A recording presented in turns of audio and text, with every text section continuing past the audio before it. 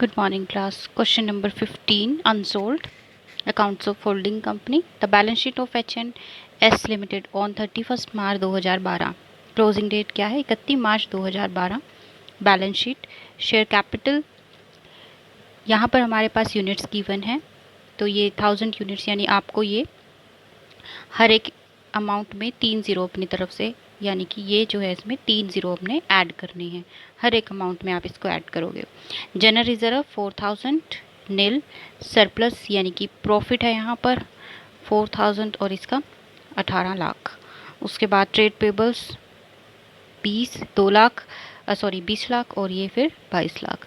उसके बाद हमारे पास है current assets, investment 4 lakh shares में है, तो यहाँ से देखिए ये 60 लाख की कैपिटल है, 10 का 1, तो 60 लाख डिवाइड बाय 10 यानी 6 लाख शेयर हैं। 6 लाख में से 4 लाख शेयर्स में इन्होंने इन्वेस्ट किया है, तो कितनी परसेंट है? 2/3।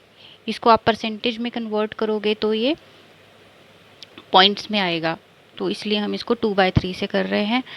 और इन्वेस्टमेंट कितनी है? 40 लाख। ठीक है, उसके बाद अब आप इसमें देखिए कि ये 4 लाख शेयर्स में वैसे भी ये 40 लाख ही बनेगा। उसके बाद सन्ड्री एसेट्स 16 लाख और फिर ये 10 lakh. The shares were purchased bye H&S limited on 30th September 2011। तो परचेजिंग डेट क्या है हमारे पास? 30 सितंबर 2011। तो हम यहीं से इसको मंथ्स में इसको कन्वर्ट करना शुरू कर देंगे। तो हमारी क्लोजिंग डेट क्या है? 31 मार्च 2012। और अगर ये है तो ओपनिंग डेट क्या होगी इसकी? 1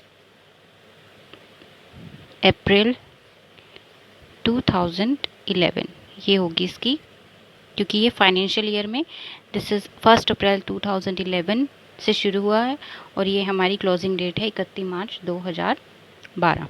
और उन्होंने शेयर्स कब परचेज करे हैं? डेट ऑफ होल्डिंग लिख लेते हैं हम इसको। डेट ऑफ होल्डिंग क्या है? 30 सितंबर 2011। 30 सितंबर 2011। तो हम इसको 2 पार्ट्स में डिवाइड कर लेंगे, this one and this one. तो 1 अप्रैल 2011 से 30 सितंबर 2011 तक कितने मंथ्स आएंगे हमारे पास? 6 मंथ्स। ठीक है, ये जो हमारे पास पार्ट होगा this is pre acquisition part, pre acquisition. और ये जो पार्ट है this one is post acquisition. तो यहाँ का आप जो प्रॉफिट कैलकुलेट करोगे या जो भी चीज़ आप कैलकुलेट करोगे वो होगी हमारी कैपिटल। तो हम क्या कैलकुलेट करते हैं यहाँ से? Capital profit.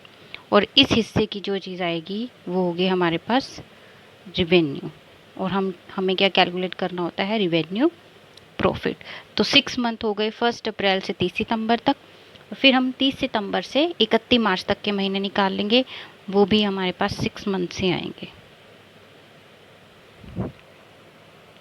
ठीक है, तो 6 महीने हमारे प्री एक्विजिशन के हैं और 6 ही महीने किसके हैं? पोस्ट एक्विजिशन के। उसके बाद नेक्स्ट क्वेश्चन में क्या कहा है? ऑन 1 अप्रैल 2011 यानी कि ओपनिंग डेट पर, इस डेट पर 1 अप्रैल 2011 को profit and loss balance of S limited का जो प्रॉफिट एंड लॉस बैलेंस था ओपनिंग डेट पर वो कितना था? इट वॉज लॉस, ये लॉस था एक, वो था 30 लाख का। 30 लाख का यहाँ पर हमें लॉस था इस डेट पर, लॉस ऑफ ₹30 लाख। फिर इसने क्या कहा है?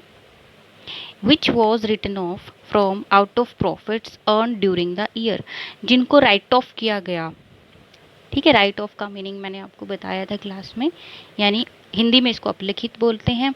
और आप क्या करते हो? इनको आपके जो प्रॉफिट्स होंगे इस साल के, इन्होंने कहा कि इस साल के जो प्रॉफिट्स हैं उनमें से हमने 30 लाख को एडजस्ट किया है। ठीक है, यानी जितने भी प्रॉफिट आए होंगे उनमें से 30 लाख हमने माइनस कर दिया होगा। इस साल 2011-12 में जो हमें 11-12 में जो प्रॉफिट हुए होंगे उसमें से हमने क्या किया, 30 लाख को माइनस किया होगा। ठीक है। Profit are earned uniformly over the year 2011-12, यानी कि पूरे साल में जो है एक ही तरह के प्रॉफिट हमें हुए हैं। और नेक्स्ट पेज पे लिखा हुआ है कि आप प्रिपेयर कीजिए कंसोलिडेटेड बैलेंस शीट। तो कैलकुलेशन हम शुरू करते हैं इसकी। सबसे पहले हमें क्या कैलकुलेट करना है, प्रॉफिट हम इसका कैलकुलेट कर लेते हैं। प्रॉफिट ऑन 31 मार्च, क्योंकि हमें नेट प्रॉफिट अब कैलकुलेट करना है कि रियल प्रॉफिट क्या था।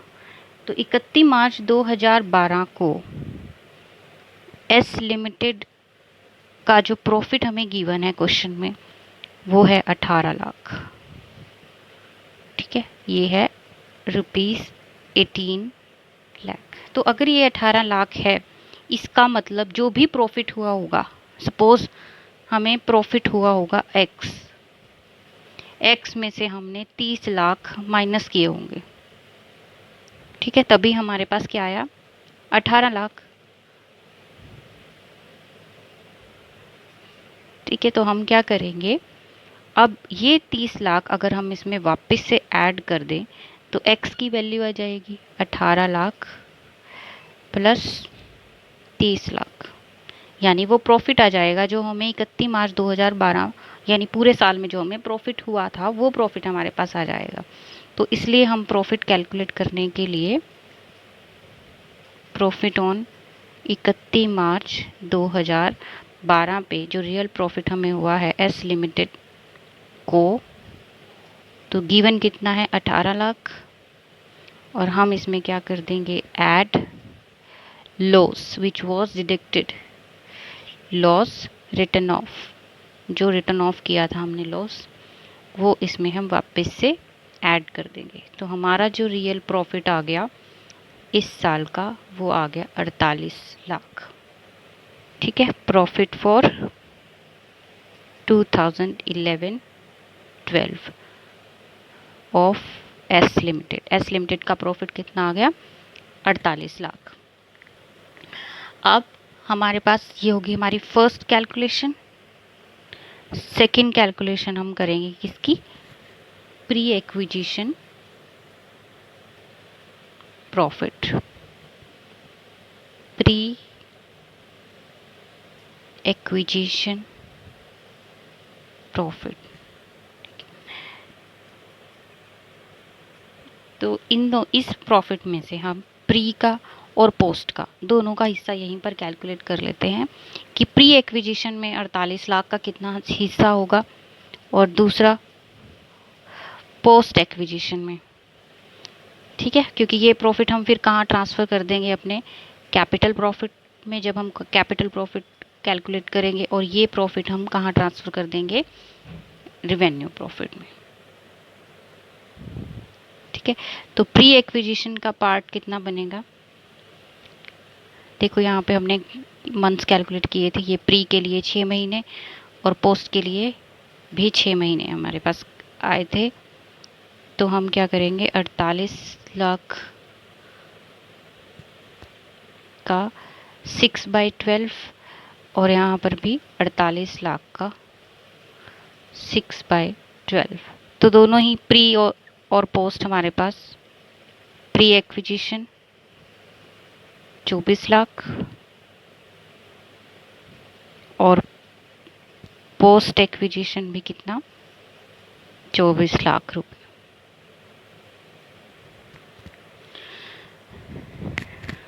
ठीक है, तो ये जो हमारा पोस्ट एक्विजिशन आया, तो ये जब आप कर रहे हो कैलकुलेशन ऑफ रिवेन्यू प्रॉफिट, तो ये 24 लाख जो पोस्ट हैं ये क्या है, आपके revenue profit of S limited. अब हम कैलकुलेट कर लेते हैं capital profit, calculation of capital profit किस कंपनी का, ऑफ एस लिमिटेड। तो कैपिटल प्रॉफिट के लिए एक तो हम यहाँ से जो हमने कैपिटल प्रॉफिट कैलकुलेट किया है ये वाला हम ले लेंगे, which is 24 lakh. So pre क्या था वो, pre acquisition profit is equal to 24 lakh. फिर उसमें हम क्या करते हैं, सिंपली जब आप कैपिटल प्रॉफिट कैलकुलेट करते हो कि आपका जो महीनों का हिस्सा आया है, प्री एक्विजिशन वाले महीनों का हिस्सा आया है, वो आप ऐड कर लेते हो, और फिर उसमें आपके जो कोई सरप्लस प्रॉफिट अगर आपको गिवन हो वो आप ऐड कर लेते हो, और जनरल रिजर्व अगर गिवन है तो वो हम ऐड करते हैं। तो यहाँ पर जनरल रिजर्व तो गिवन नहीं है, हमें लॉस गिवन है जो ऊपर हमने माइनस किया था। तो इसको इस भी यहाँ से हम क्या करेंगे, पोस्ट में, प्री में, यानी कि जो पहले के 6 महीने हैं उसी के हिस्से में से हम इसको एडजस्ट करेंगे, क्योंकि अगर टोटल देखा जाए पूरा अगर हम प्रॉफिट लें तो वो पूरा प्रॉफिट में तो एच लिमिटेड का भी हिस्सा है। इसीलिए हमने क्या किया, इस प्रॉफिट को 2 पार्ट्स में डिवाइड कर लिया, और जो एस लिमिटेड का प्री वाला हिस्सा है सिर्फ उसी में से ही हम लॉसेस को अपडेट कर सकते हैं, रिटर्न ऑफ कर सकते हैं। पूरे हिस्से में से हम क्यों रिटर्न ऑफ करें, क्योंकि उसमें तो एच लिमिटेड का भी हिस्सा होगा। इसलिए हमने क्या किया, इसके प्री वाला पार्ट जब तक कि उसने एक्वायर नहीं किया था वो वाला हिस्सा हमने अलग कर लिया प्रॉफिट का, और इसमें से हम उसको राइट ऑफ कर सकते हैं। तो वैसे तो आप ऐड करते हो, लेकिन यहाँ पर अगर आप ऐड भी करो profit and loss balance which is a loss, तो लॉस यानी कि वो नेगेटिव बैलेंस है, ब्रैकेट में हम लिखते हैं नेगेटिव बैलेंस को 30 लाख। तो ये आप 24 लाख में अगर इसको आप करते हो तो ये क्या आएगा आपका 6 लाख, और 6 लाख अगेन नेगेटिव बैलेंस। तो ये क्या है हमारे पास, कैपिटल लॉस। कैपिटल लॉस, तो ये आपकी कैलकुलेशन आ गई, कैपिटल लॉस का आंसर आ गया 6 लाख। ठीक है, रिवेन्यू प्रॉफिट का आंसर 24 लाख। ओके, अभी नेक्स्ट हमारे पास कैलकुलेशन क्या होती है, कैपिटल, हमें क्या कैलकुलेट करना होता है, कैलकुलेशन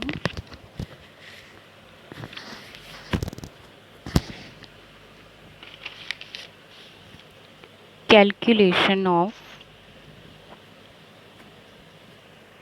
कैपिटल रिजर्व और गुडविल। ठीक है, हम क्या कैलकुलेट करते हैं, कैपिटल रिजर्व आएगा या फिर गुडविल आएगी या फिर क्या आएगा, कॉस्ट ऑफ कंट्रोल आएगा, जिसके लिए हम सबसे पहले क्या लिखते हैं कि जितनी अमाउंट हमने पे करी है। सो अमाउंट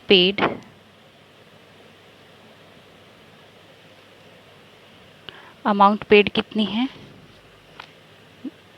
ये 40 लाख।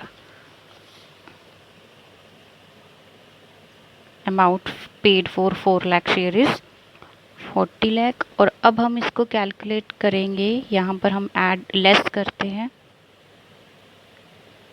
ठीक है, कौन कौन सी चीज़ें, paid up value, for 2/3, paid up value of 2/3। तो हम क्या करेंगे, 60 लाख का 2/3।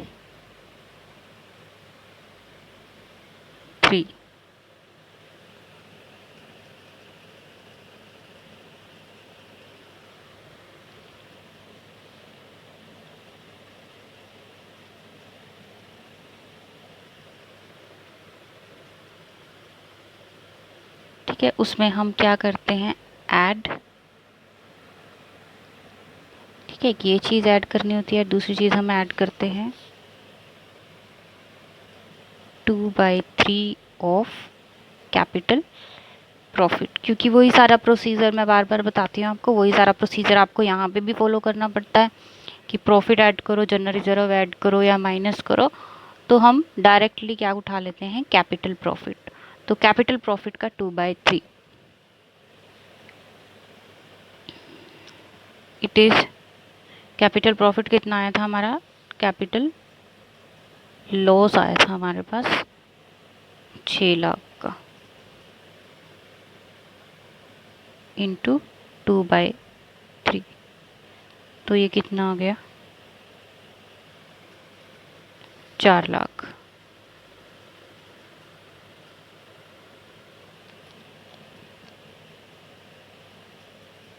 जैसा नेगेटिव बैलेंस।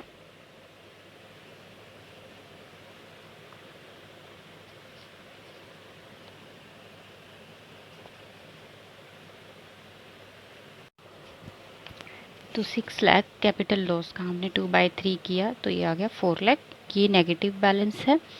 तो वैसे तो आप इन दोनों को ऐड करते, लेकिन ये किस में है, नेगेटिव में है, लॉस में है।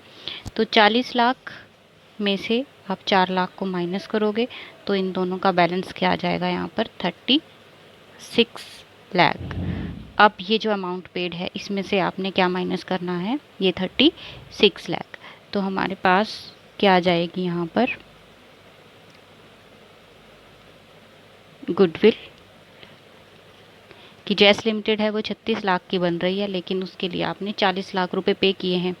तो इसका मतलब क्या है, ये गुडविल ऑफ ₹4 लाख। तो ये हमारे पास आ गया 4 lakh goodwill.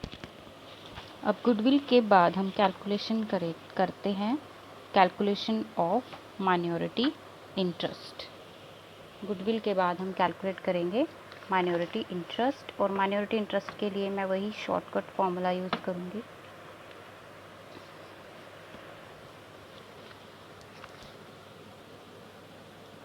Calculation of minority interest. Minority interest के लिए अब देखो, उन्होंने एक्वायर कितना किया है, एच लिमिटेड ने कितना एक्वायर किया है, एक्वायर्ड 2/3। तो माइनॉरिटी शेयर होल्डर्स का हिस्सा कितना है, माइनॉरिटी शेयर होल्डर्स के लिए क्या है, तो टोटल हम 1 मान के चलते हैं, 1 में से 2/3 आप माइनस कर दीजिए, तो हमारे पास क्या आ जाता है, 1/3। तो माइनॉरिटी शेयर होल्डर्स का जो माइनॉरिटी इंटरेस्ट बनेगा वो किस पर बनेगा, 1/3 पर। तो हम फॉर्मूला क्या है वो, पेड अप वैल्यू ऑफ